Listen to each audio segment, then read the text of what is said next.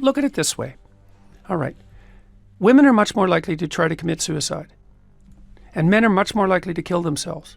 And the reason for that is that men use lethal force and women don't. Now that's a big difference. Okay, so then you say, well, women manifest aggression towards themselves and to others, but they don't use lethal force. They don't use physical force the same way men do. So they have to do it some other way. Why do they have to do something some other way? Because you can people take your are Hobbesian aggressive. war against, so you're basically a Hobbesian. Life is No, war I'm of all and against half, all. half and half. Half Hobbes, half Rousseau. That's why I'm not an ideologue.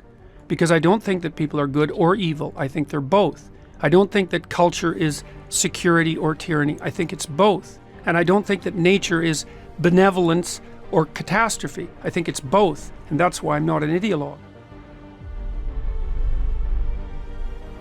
One of the things we know, for example, is that, I don't know to what degree it's common knowledge in Scandinavia, but the biggest differences between men and women in the world in terms of temperament and interest are in Scandinavia, and they've maximized as a consequence of your egalitarian policies. What do you mean by that? It means that the more egalitarian your state, the bigger the personality differences between men and women. That's like How do you measure that? How do you know that? Oh, well, psychologists have perfected, at least to some degree, the measure of personality over the last 30 years with very advanced statistical models. Yeah, well, then why do you think the outcome, and these countries where the outcome is more equal, why do you think that leads to bigger differences? Because there's only two reasons that men and women differ. One is cultural, and the other is biological. And if you minimize the cultural differences, you maximize the biological differences. So, I know everyone's shocked when they hear this. This isn't shocking news. People have known this in the scientific community for at least 25 years. And it's been replicated in the last month 3 times in 3 separate samples, including in Science, which is the world's greatest scientific magazine by a large margin. And it isn't a small effect, it's a huge effect. The Ministry of Women's Affairs in New Zealand and the Minister of Women's Affairs, or the Minister for Women as she's known, suggested recently that there were too many white old men on boards in New Zealand of private and public companies, and just suggested that they needed to move aside so there could be more diversity. Your response to that suggestion? Well, what's her racial and ethnic background, just out of curiosity? I think she's born in America, Julianne Genter. She's a member of our Green Party here. Is she white? Yes. Well, maybe it's time for her to bloody well move aside and let someone who isn't white have her position. Because this is my interpretation of your videos. Apparently, all of the people who arranged the protest against you watched all of your videos. It's like, do you want to disavow? I have 150 videos on YouTube. No, your lectures, which sparked the debate. Okay. Do you want to disavow the support? Could you let me talk to her for a moment? Don't call me that, please. So, I have 150 lectures on YouTube. There's 500 hours of my views. Do you really think that you're worth all of that time? So look, I will answer your question, okay? I've studied Nazism for a very long time. It's been 4 decades, and I understand it very well. And I can tell you that there's some awful people lurking in the corners, and they're ready to come out. And if the radical left keeps pushing the way that sounds very much like a threat. They're going to come. That sounds very much like a threat. That sounds very much like a threat. Political program, you've talked a lot in defense of traditional hierarchies, both of gender, of class, so on, though emphatically not of race. And so it seems that... I haven't talked about defense of traditional hierarchies in terms of gender and class. That's not true. Well, you've talked about hierarchies in society. You've talked about... That's true. I have done that. But I haven't justified them on the basis of gender and class. Whatever it was, two categories. You talk not about, okay. That's an important distinction. Okay, but you defend hierarchies in society in a way that... You talk a lot about the Pareto distribution, yes? That doesn't mean I defend it. Well, okay. Okay. Yes. Question for Professor Peterson. Why do you feel that someone's personal gender identity and pronouns infringes your free speech? Can one not also argue, based on your interpretation, that professors can use racial slurs in their classroom and that the inability to do so would violate their freedom of speech? There's a difference between saying that there's something you can't say and saying that there are things that you have to say. And I regard these made-up pronouns, all of them, as the neologisms of radical PC authoritarians. Do you understand that? And I'm not a fan of that sort of person. And the reason I'm not a fan of that sort of person is because I've done my homework. I've read everything I can get my hands on in the development of authoritarian political systems, and I know the literature inside out and backwards. And I am not going to be a mouthpiece for language that I detest.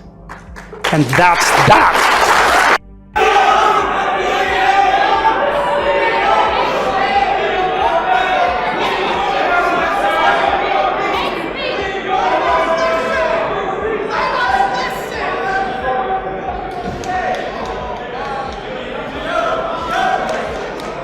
That's pure narcissism at work, by the way.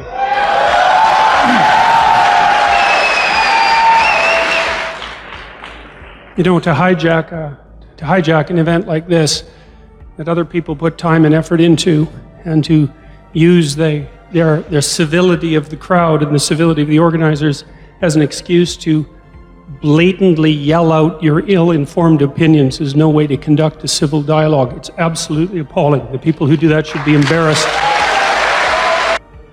Should your right to freedom of speech trump a trans person's right not to be offended? Because in order to be able to think, you have to risk being offensive. I mean, look at the conversation we're having right now. You know, like, you're certainly willing to risk offending me in the pursuit of truth. Why should you have the right to do that? It's been rather uncomfortable. Well, I'm very glad I put you on the spot. Well, I'm very glad that I have exercised my freedom of speech. You get my point. It's like you're doing what you should do, which is digging a bit to see what the hell's going on. So and that is what you should do. But you're exercising your freedom of speech to certainly risk offending me. And that's fine. I think more power to you as far as I'm concerned. So you haven't sat there and I'm just trying to work that out. I mean, ha, gotcha. You have got me. Hi, Jordan. My question is, what is the antidote towards toxic masculinity? Well, the antidote is responsible masculinity.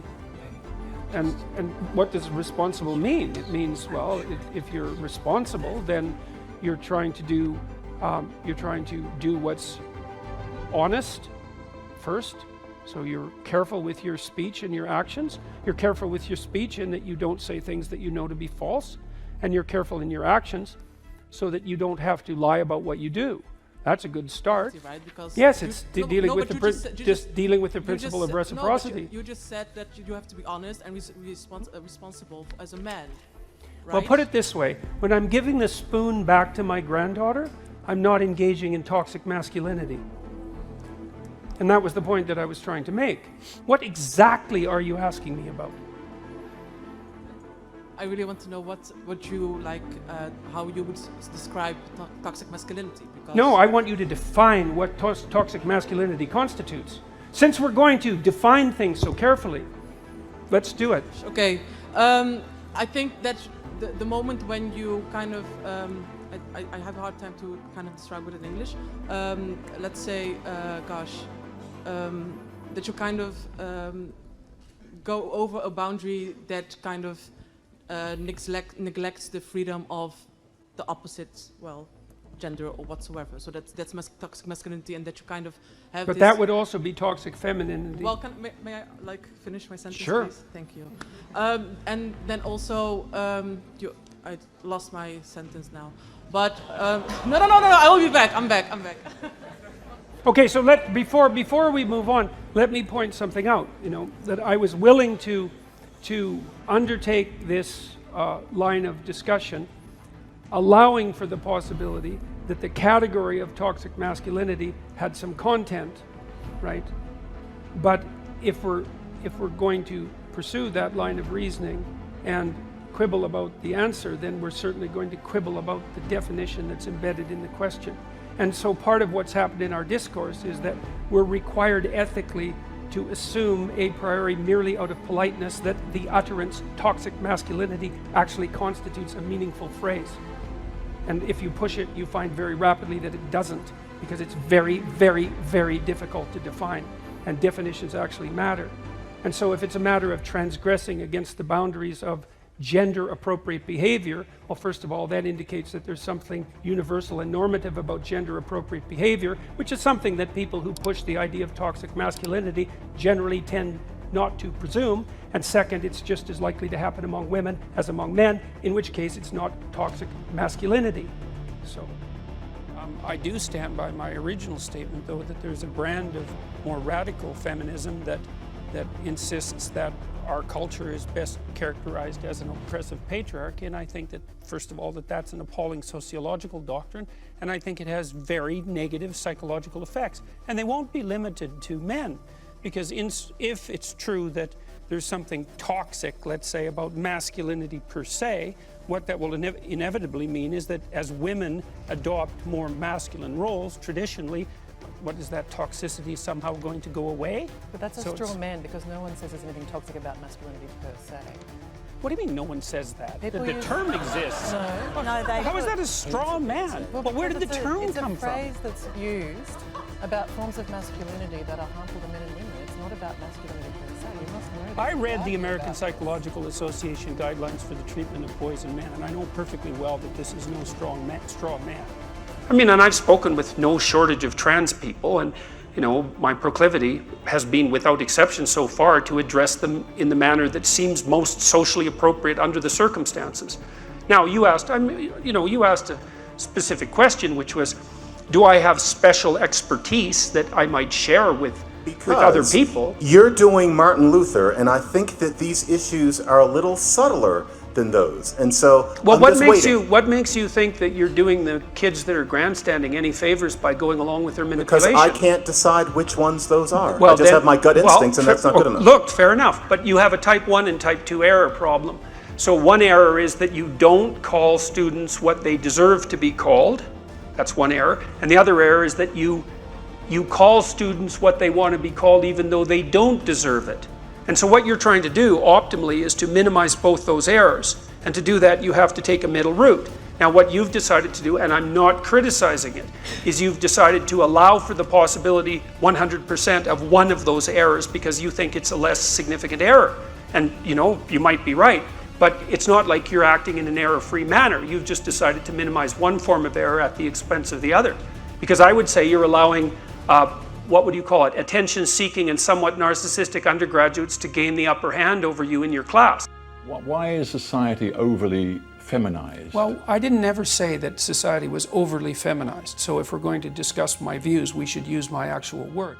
Those are the sorts of problems that trans people face every day, being out of housing, being considered, considering suicide. These are really big problems. My refusal to use pronouns because left-wing activists want me to use them has nothing to do with whether or not trans people are having difficulties in society. And I'd also like to point out that I've had many letters of support. Problem, isn't it? I've had many letters of support from trans people, and they tell me that the trans activists don't support them, and most trans people Jordan, actually wanted to be referred to as he or she. Doesn't mean they that weren't you my are friends. Untransphobic. They just weren't because my you friends. know a few people, just because you've talked to a few trans people, you don't know the trans community like the trans community does. You've got no idea what it's like to be trans.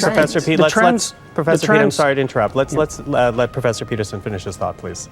All right. So, the trans activists aren't proper representatives of the trans community because they haven't been elected by the trans community. Nobody elected you either, Jordan. I'm not speaking for anyone except myself and on behalf of other people perhaps who want to maintain the right to free speech. I'm not claiming that I'm a representative of white people or white men or any other group. I'm speaking on behalf of myself. And so I'm not taking... But Professor Peterson, let me jump in there, though, because we have seen an evolution of language. There are words that we don't use anymore. Not by legislation. Well, legislation or not, there are words that have evolved. We don't use, for example, I'm Asian. I would bristle if someone called me Oriental. That is an evolution of how we use words. How is this different, whether legislated or not? I understand legislatively, but if at the heart of it is to allow a student to study free of what they feel is discrimination, why not help that along? I already made my case for why not help that along. I believe that this legislation is extraordinarily dangerous, and there's other elements of it too that we haven't even got to in our society yet, like the protection for gender expression. And I've looked at gender expression in the Ontario Human Rights Code, and as far as I can tell, gender expression is best summarized in a single word: fashion.